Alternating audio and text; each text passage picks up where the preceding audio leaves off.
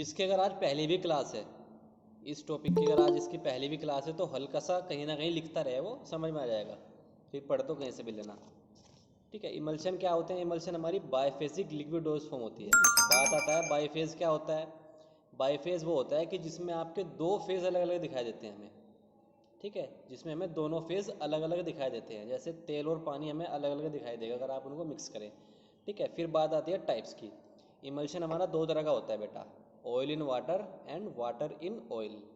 ठीक है, oil in water and water in oil. ठीक है।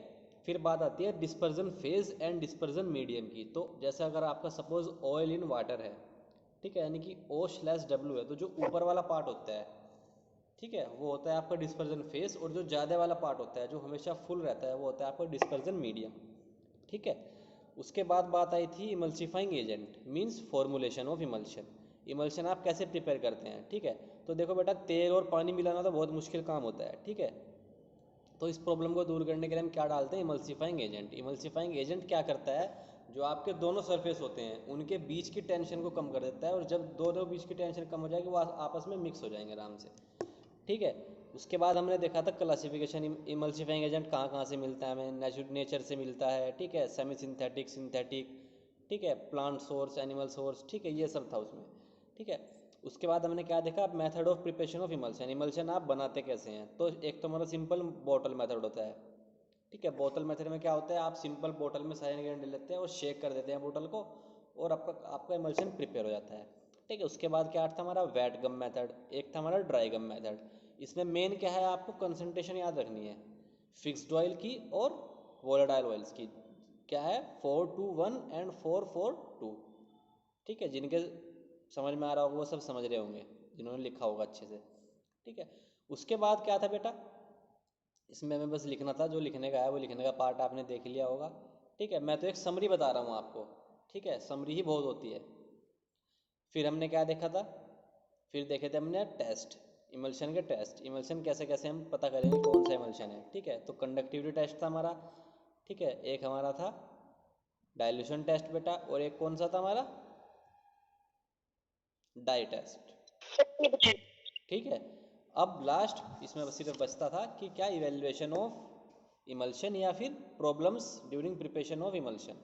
इसमें मैंने आपको कल बड़ा अच्छे समझाया था, दो आपकी पॉसिबिलिटीज होती हैं, क्या? Creaming and cracking. ठीक है, क्रीमिंग क्या होती है? आपके जो सरफेस पे कुछ ग्लोब्यूल्स या कुछ बहुत ही हल्के पार्टिकल जो आपकी सरफेस पे आ जाते हैं, तो वो क्या करते हैं? क्रीमिंग फॉर्म कर देते हैं, वो क्रीम बना लेते हैं, एक गुच्छेदार फॉर्म बना लेते हैं। ठीक है। हालांकि जब आप उसको रीडिस्पर्स करोगे, दोबारा आप उसको डिसॉल्व करोगे, वो दोबारा आपके सॉल्यूशन में चले जाते हैं। ठीक है, मीन्स ये क्या है? आपका रिवर्सिबल फिनोमिना है। जबकि क्रैकिंग क्या होती है?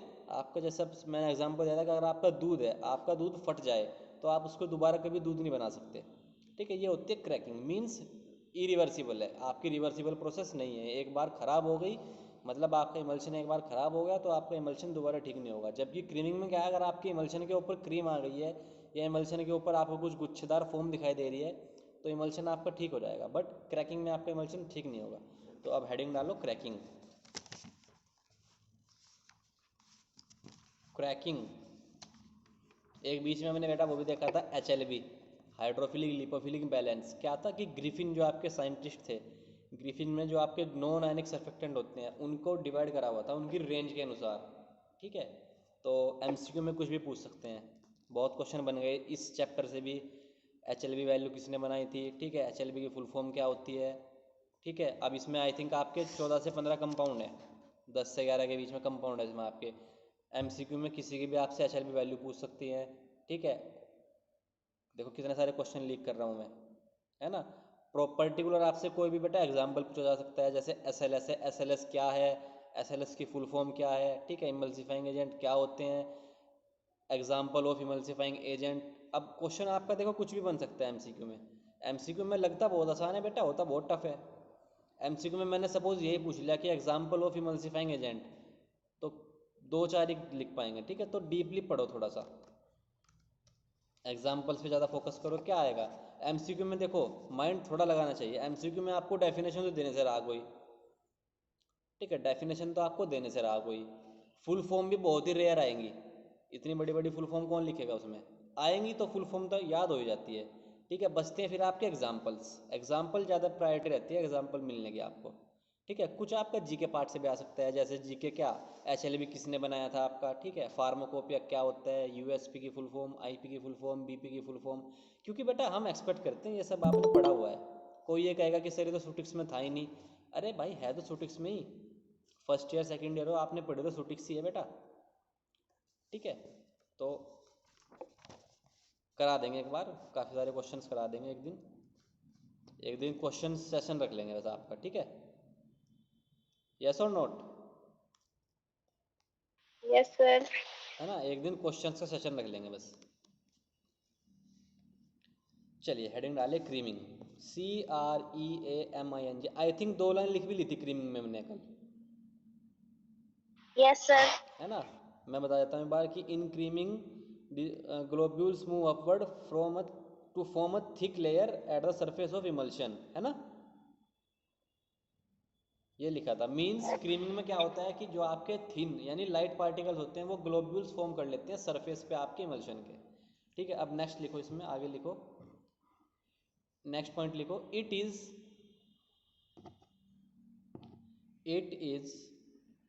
Temporary phase, it is temporary phase, TEMPORARY, it is temporary phase, TEMPORARY, temporary phase. ठीक है, टेम्पररी होता है आपका, मीन्स टेम्पररी का मतलब परमानेंट नहीं होता। ये नहीं कि आपका एक बार आ गया तो वहीं रहेगा, नहीं, दोबारा ठीक हो सकता है।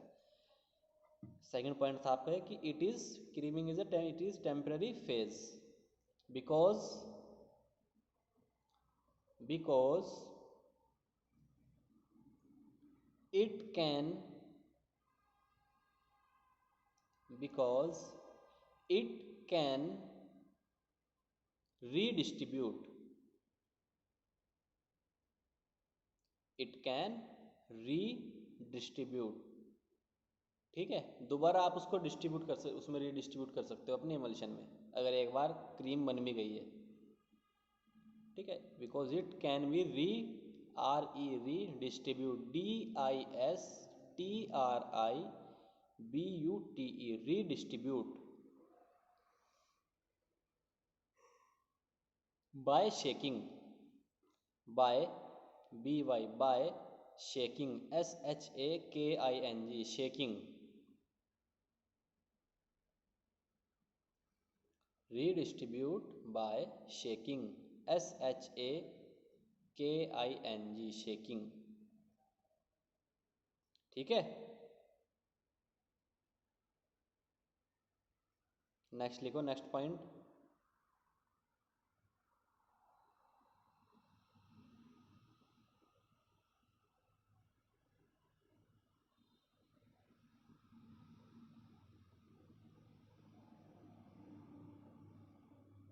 नेक्स्ट पॉइंट लिखो, क्रीमिंग इज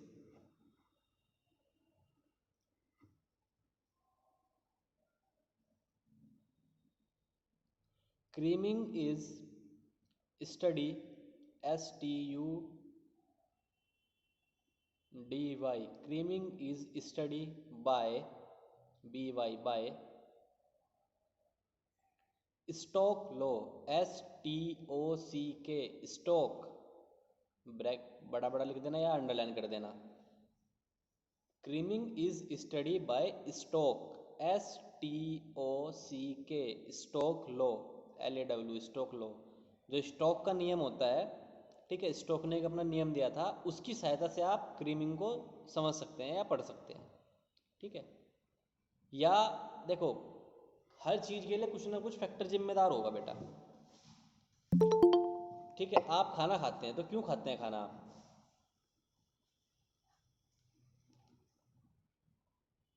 क्यों खाते हो खाना, बताओ, ये नहीं पता किसी को। एनर्जी मिलती है। एनर्जी मिल, भाई वही तो कह रहा हूँ, मतलब किसी ना किसी रीज़न से आप कुछ ना कुछ काम करते हैं। ठीक है। और किसी ना किसी काम होने के पीछे भी कोई रीज़न होता है, या तो इस तरह कह दूँ मैं इस बात को, मतलब कान इधर से पकड़ूँ मैं कान इधर से पकड़ूँ, बात एक है। ठीक है, कि किसी ना किसी काम को करने का रीज़न होता है, या किसी ना किसी काम के पीछे कोई ना कोई आपका रीज़न होता है। भाई आप पढ़ रहे हैं, क्यों पढ़ रहे हैं? ताकि आपका फ्यूचर सिक्योर हो सके। ठीक है, तो उसी तरह जो क्रीमिंग आपकी होगी, ये क्रीमिंग ऐसे तो होगी नहीं। ठीक है, बे मतलब इसके कुछ माइंड में तो आया नहीं होगा कि मैं लाओ क्रीमिंग फॉर्म हो जाऊँ मैं कि इमल्शन में, नहीं। कुछ ना कुछ फैक्टर होगा इसके पीछे रेस्पॉन्सिबल जी। ठीक है, जो आप पढ़ते हैं एक टर्म कि फैक्टर रेस्पॉन्सिबल फॉर दिस, यह कार्य करने के लिए यह जिम्मेदार है। ठीक है, तो क्रीमिंग के लिए भी कुछ ना कुछ ऐसा हुआ होगा जी, तभी तो क्रीमिंग फॉर्म हुई होगी बेटा।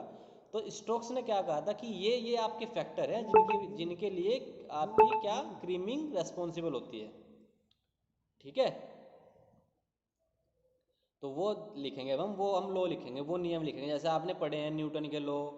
ठीक है, अलग अलग एवोगैड्रो नंबर लॉ, बहुत सारे आपने लॉ पढ़े हैं। उसी तरह स्टोक की भी एक नियम है कि ये आपके फैक्टर होते हैं जो आपकी क्रीमिंग के लिए रिस्पॉन्सिबल होते हैं, जो क्रीमिंग के जिम्मेदार होते हैं इमल्शन में। ठीक है, तो ये थी बात। तो हमने वही लिखा, to study the creaming, sorry, study by Stokes law. अब स्टोक लॉ जहाँ पे आपने लिखा डैश मार दो, स्टोक लॉ लिखो क्या है, देखो ये लिखनी है आपको, लिखो देखो इस तरह लिखो, V is equal to V equal to 2R square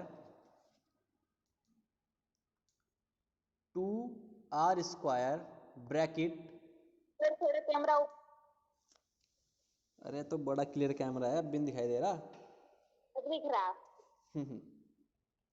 देखो V equal to 2R bracket D1 minus D2, D1 minus D2 bracket close, multiply by G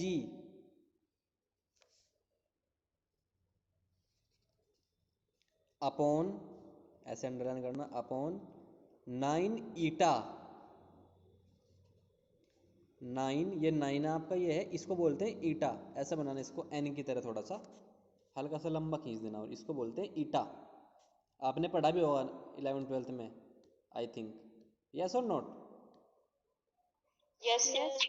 हाँ, और आई थिंक मैंने पढ़ा है सर। फर्स्ट ईयर कोगनोसी में भी था, किसी ना किसी उसमें टॉपिक में था कि ईटा। क्योंकि मेरे तो याद है, मैंने पढ़ाई है, आपने पढ़ी है, आप लोगों को याद नहीं है। ठीक है, लिख ली बेटा, V equal to 2R bracket D1 minus D2 into G upon 9 eta. देखो V लिखो, V क्या है? V है आपकी रेट ऑफ क्रीमिंग। इनके बारे में लिखो फटाफट, क्या है? V है बेटा आपकी रेट ऑफ क्रीमिंग।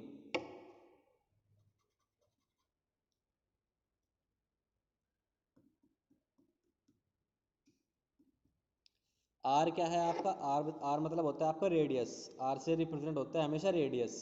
तो रेडियस ऑफ ग्लोब्यूल्स, जो आपके वो गुच्छेदार फॉर्मेशन होंगी ना, जो आपकी सरफेस पे गुच्छेदार फॉर्मेशन रहेंगी, उनको बोलते हैं ग्लोब्यूल्स। तो R क्या है? उनकी रेडियस। D1 लिखो, density of disperse phase.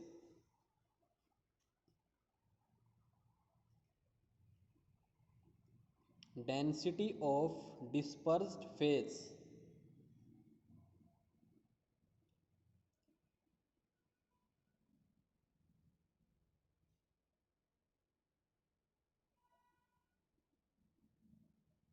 D2 लिखो, density of continuous phase, CONTINOUS,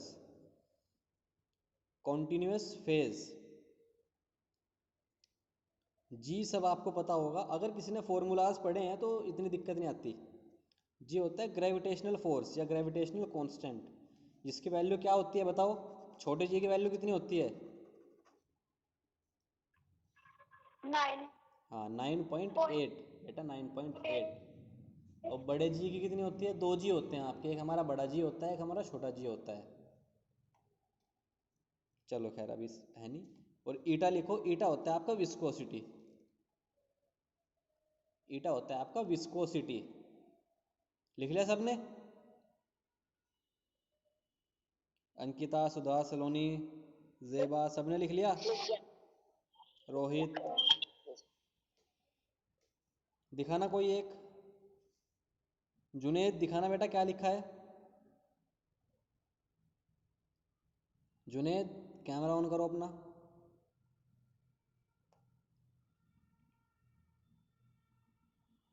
Junaid,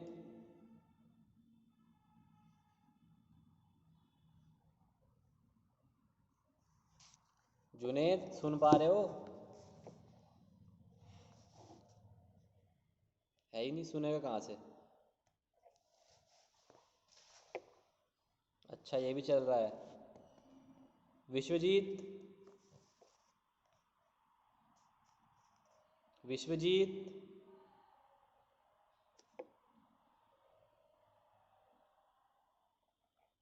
जेबा, आवाज आ रही है?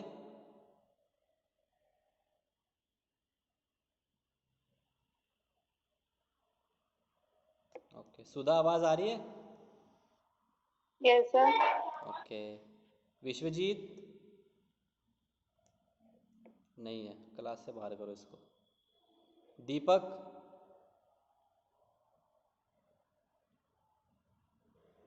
दीपक, very good. Mohammad Shoaib, yes sir. Okay, दिखाना क्या लिखा।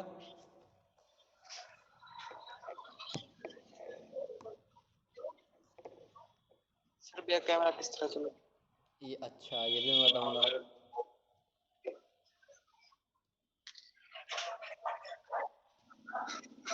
ये तो मेडिकल में बैठा तो कहीं। चलो ठीक है, गुड, ठीक है ठीक है। नीरज, नीरज, दिखाना बेटा, माइक कैमरा ऑन करो, क्या लिखा है।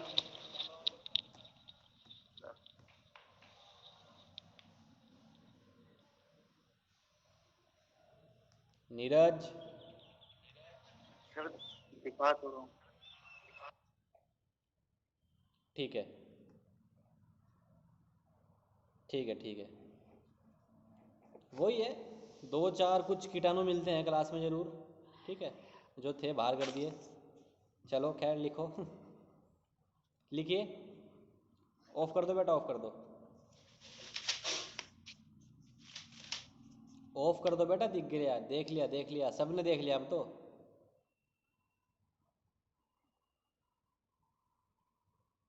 लिखो, from equation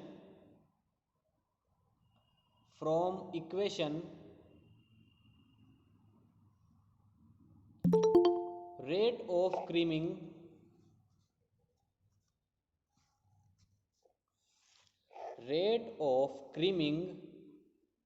depend on depend on